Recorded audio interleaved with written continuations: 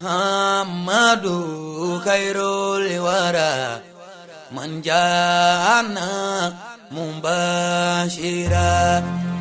shauki lil khairul bashari al-yasimi iliyatohari al-mustafa min mundore atwairil mundore yazdadu shauki kullama ayanduraku baniya mama. أعوذ بالله من الشيطان الرجيم. بسم الله الرحمن الرحيم. اللهم صل على محمد وعلى آل محمد كما صليت على إبراهيم وعلى آل إبراهيم وبارك على محمد وعلى آل محمد كما باركت على إبراهيم وعلى آل إبراهيم في العالمين إنك حميد مجيد. اللهم أصلح لنا ديننا الذي هو عصمة أمرنا وأصلح لنا دنيانا التي فيها معاشنا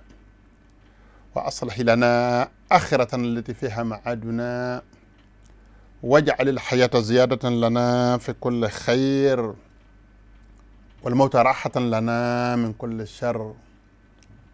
ربنا أتنا في الدنيا حسنة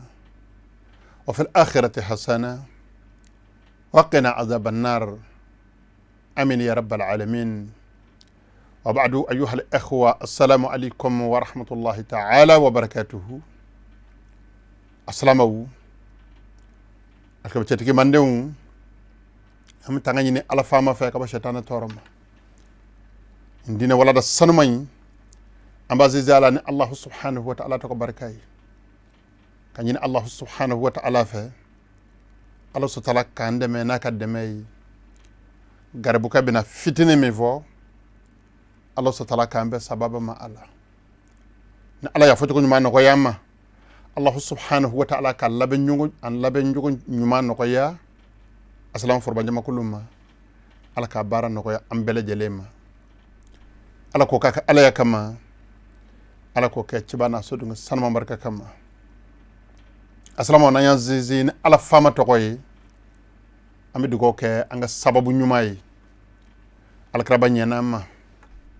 jehere la har here abe sababu ala kraba de sallallahu alaihi wasallam alquran hijibu bi woro raka sallallahu alaihi wasallam sabalila kakala ala fama bolo kanangalana nani aljina sorona ye nani na alkra bako ala betikana Allah ta'ala badon ko nga sanu tsaka alkra sara anga waru ta sarabo nani nan var ko lo damo tabo Allah ta'ala ko nga duko samama wala mi duko ke alkra bay sallallahu alaihi wasallam kishin nema chama be ala fe ala ko ke alkra baka dayrolla kasai ka dugo ka nganaw ye aka tamashen varaw ye aka tleni ngana munu nga soma da bena as-sahabatu was-sahabiyat wa radwanullahi alaihim alakara jenya chema ana musoma ambi dugo sama umma Allah subhanahu ka hina chama ani aywa kishi chama ke uka am sai ka dugo ka alakara sodunga sanamawni angara mako tara ka duto ambulo alakara batara ka bokolo to ambulo serifi chamana musoma afimana jema serifi foloma ana labama o bebe wele dakurunya kele doni makana ko alu bayti nabiyyi alakra sallallahu alaihi wasallam somo ka ku fandu sukuna o bebe wele ko angara mako horma kolshili abokolola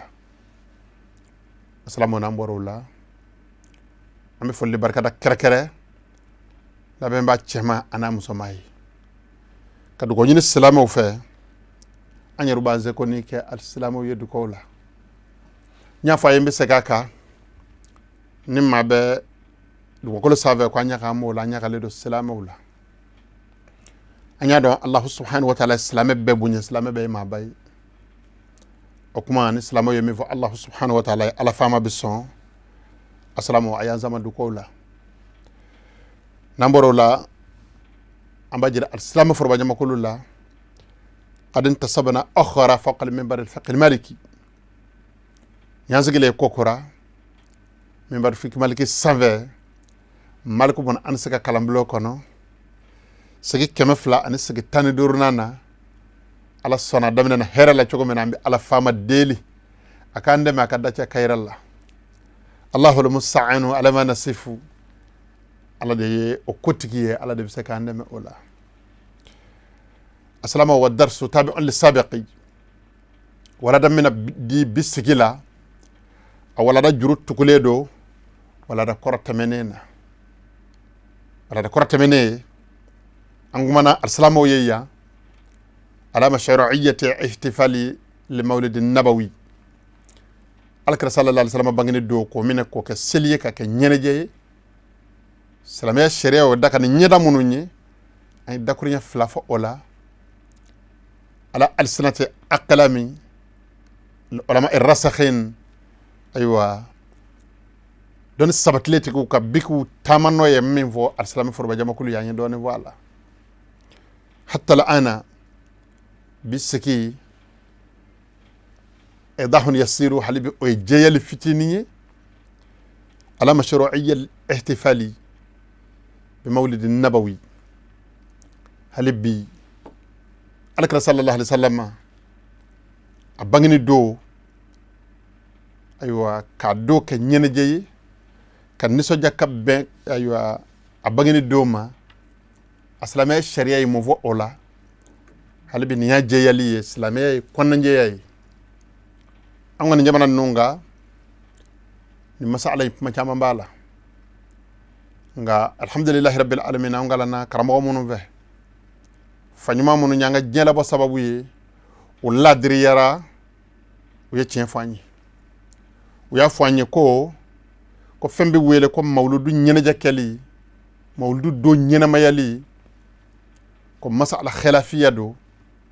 asilamɛw ni ɲɔgɔn cɛ ko hali n'a sɔrɔ dɔnnibaa fanba y'a ye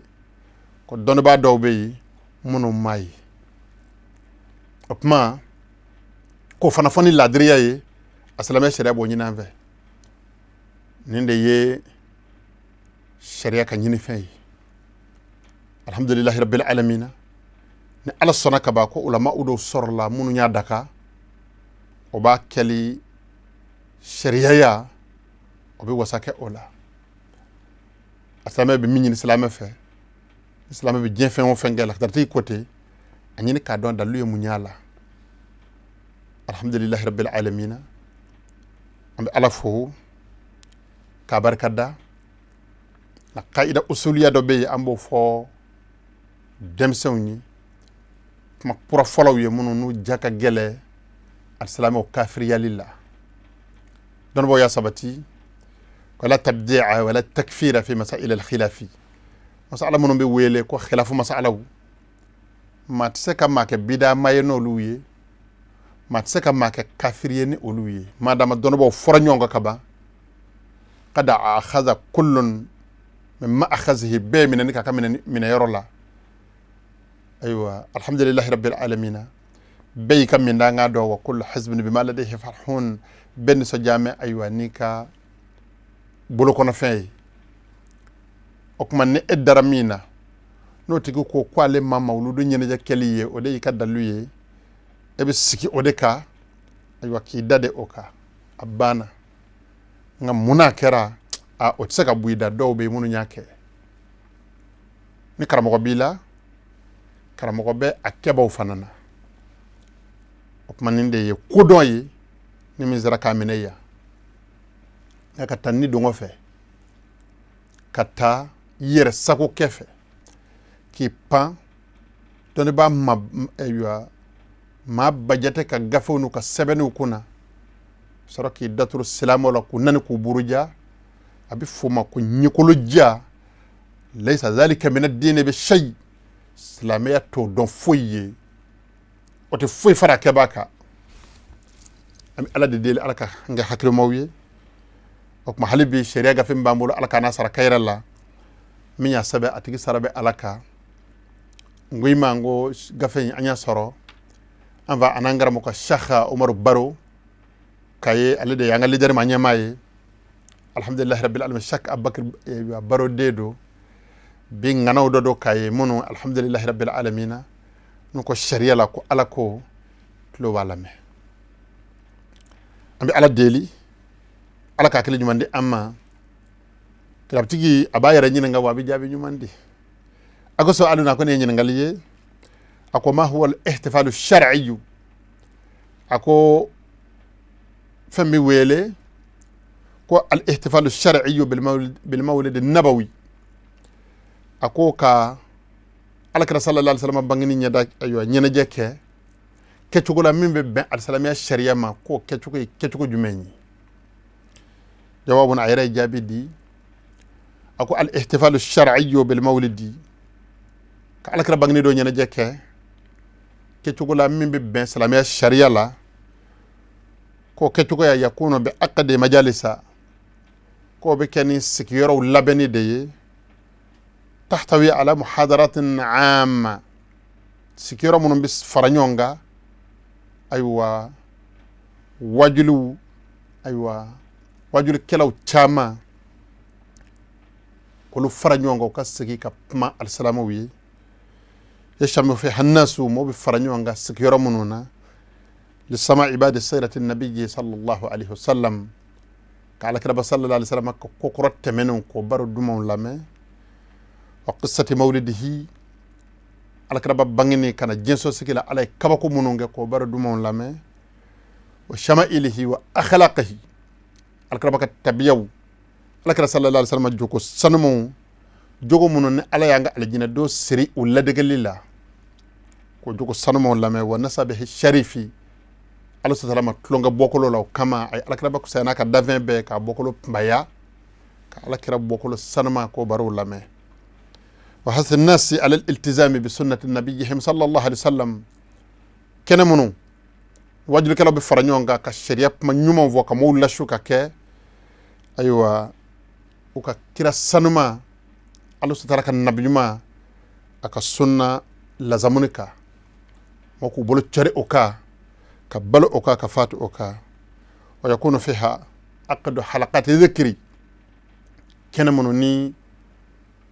أيوة جماكل السنمون بفرنيونغا ورد السنمون غما والصلاة على النبي كان منوني جماكل السنمون بفرنيونغا كالصلاة على كربك كاتشايا مع إنشاد الشعري في مدحه ذكر الدلا نيومون بو كانشين على كرا صلى الله عليه وسلم بس السنموني داتوغو لامين السلامية الشريعة كداتوغو ببين وإطعام الطعامي أني دومينو لبني ما الصدقات كفو سرقات السنموما لإدخال السرور على الفقراء جانغو كان نسجا دو فاندونغا وكدوميني كفا وإدخال البحجة على المحزونين كفرفن نسجا دو فجنو باتوكا وهذا من الدين بلا شك أكون وني مبارين دين الدوية أكو سكتة أولا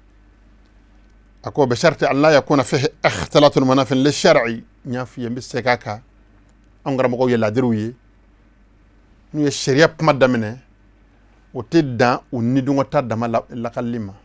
جليو جلي أبونغ جمان الله بان سلامي على فتنة يركر مني منهم بي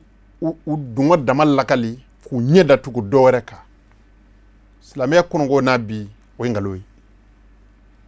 silamaya kunungo fanfle bisogo menana ni yo ye kalamba o kalamba fe ngalo ndigala mangoro oyi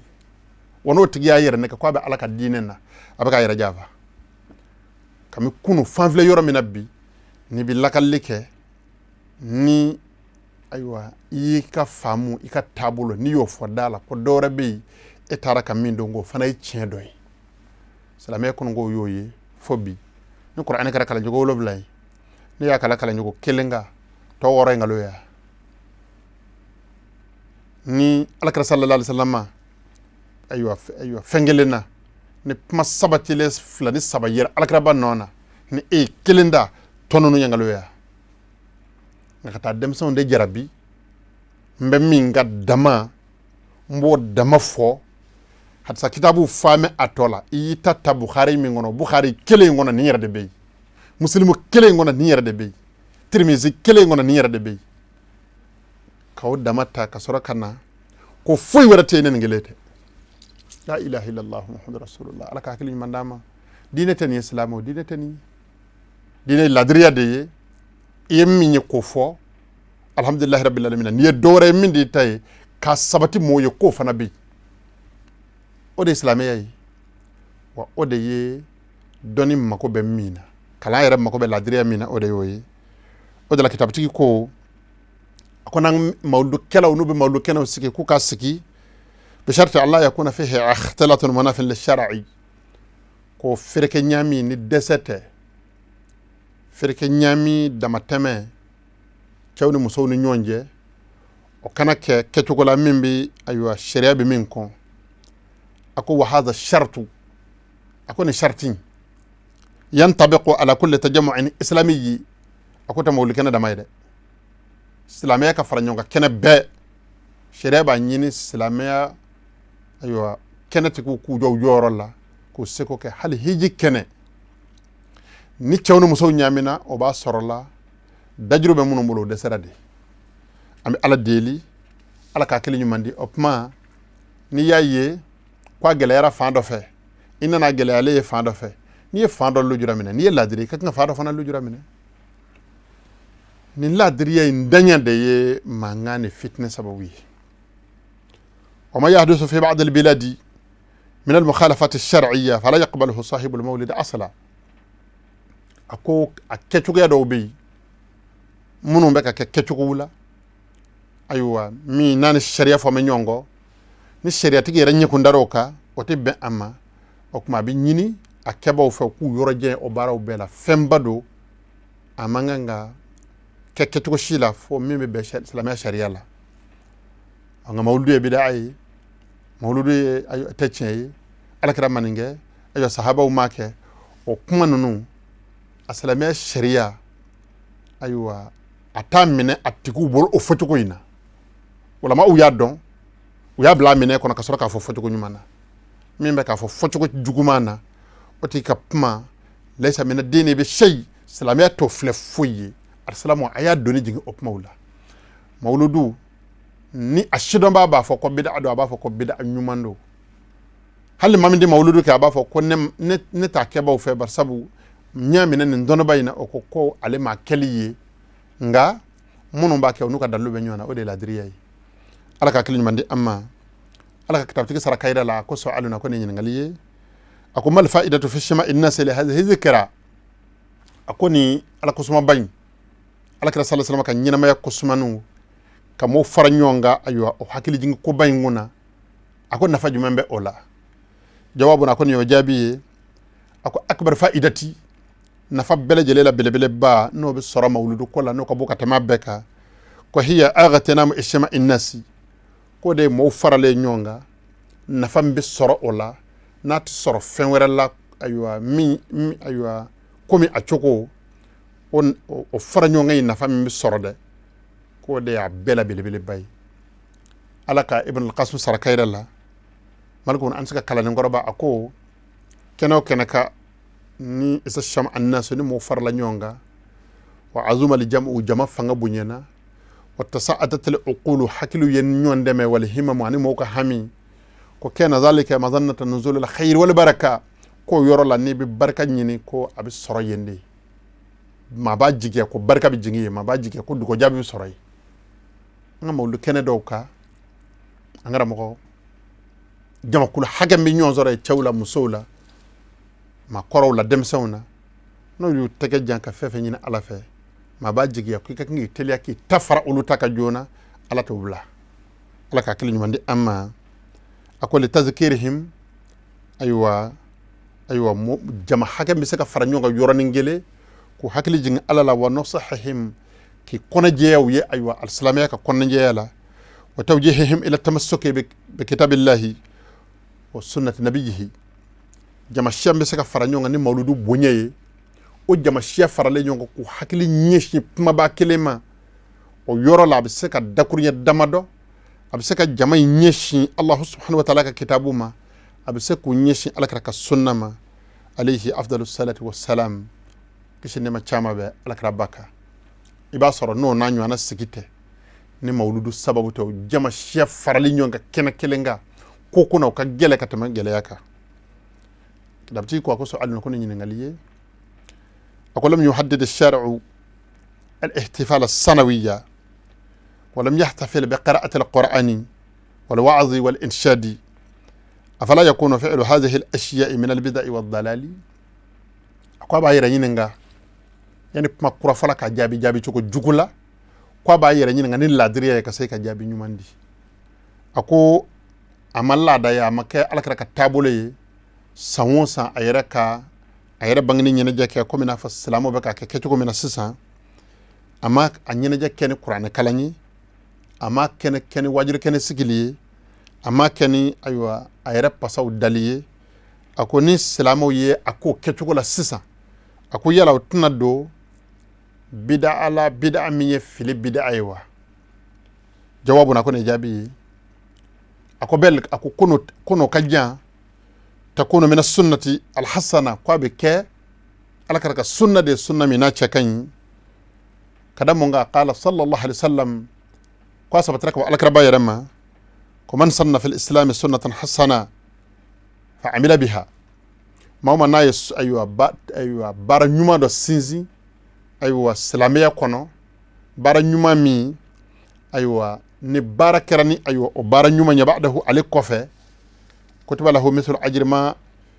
amila biha wala yanqusu min ujurihim shay ko Allah subhanahu wa ta'ala mawma mana illa de o bara nyuma ina lu mana baraji haka soro ko ala bo o nyana sabe ka gafela ka sora ma fuibo aywa o lu ko barajina o kuma sisa ni asikira ni zigi choko inga abina bara nyuma sindi chukula min be alama min be akira ma alakira tale ko abinna o babu de la o kuma bi jate aywa sunna hasana de ati jate sunna qabihay imam muslimin hadisa lakali wati kornedo kada tiga yere nyinga ako hal yujadu fil islam bid'atun hasana ako do be ka fo ko bid'a yere ko nyuma ndala ko abe jukumanyi ako yala salame yala ako bida nyuma mi sorowa jawabu na ko yo jabiye ako na'am aha jati bida nyuma be ako yujadu fil islam bid'atun hasana ako bida nyuma be soro salame yalla aka dallu ako ajaba amirul mu'minin umar ibn al-khattab fi jawab as-sa'ili qailan ni'matul bid'atu hiya ami ya fanyini wati koro kama nye aka puma kundala surunya ka do tike ka bwala ka faranyonga jango akalla yini ka seka soro to nogona al-islamu fe ako umar ibn khattab nyini ngale mamina naye singalo nafla aywa seli yamaru di sahaba uma araka muka alakra tale ko ka sai ku faranyonga ka al-imami ke chewla ka al-imami ka musawla ku ya nyini nga ku yala ni ndeke bid'a ye ka soro ibadon ko alakra ya toy aya selni mo ye shukele shufla saba aya jama fanga boyena ayre ya toy efle mo faranyonga ka seli ka jama faranyonga ka almami kelendi uma ka tla ko ka dofara araka jate ka fo araka muka ko Umar bin Khattab yu jabi ko ni'matul bid'atu hiya ko ni mi nene Umar yake ko ni bid'a nemanni wa huwa min al-khulafa ar-rashidin Umar minyo ke Umar ye nona bla ke kundoye alladhina tusawi sunnatahum sunnata shari' al-hakim Muhammad al-Mustafa sallallahu alaihi wasallam nona bla ke kuminu nuka sunna uka tasra ni alakra ka sunna kelen alakra sallallahu alaihi wasallam de yo fla faranyo ka ke fengelinya ka damira kelen seke umma hata kana man nasula assalamu alaikum mandeu ne ba jirana ko ja bid'a nyuma be al-salam yalla op man nimmi ngo nyuma de bid'a la aya dungo de fo ma ala tafo wa qala al-muhaddith al-jalil an-nawawi rahimahullah fi sharhihi li muslimi ako al-imam muslim aywa imam nawawi fanaye man nyuma fo bid'a nyuma ngola aywa muslimu sharhu ketola ni yes alakra ka sunna day bidda mama mi zara ka bikita ka muslimu nyefo nen ani yes sunna ko ne day bidda wala ako o nyefo tola kwako qala al ulama ko donba ko al bid'atu khamsatu aqsami ko fembe wele ko bid'a ka betlanga tatla roma duruma wajibatu ko dobala ko keliye jaku ya yerede sabaw yo ko do ka qur'an ko alakra taale ko ni yo do wala ay bi kafiri ya koy wa man dubatu ako do bala bid'a do be o kanume wa muharramatu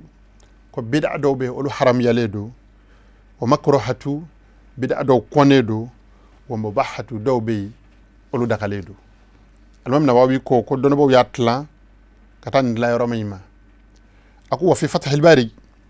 ko nana Bukhari sharhu la min be wel ko fath al-bari aywa ibn hajar ba kalakali ko wal muhdathatu shini ko kuraw bi fath al-dali ko be kalan dali fathay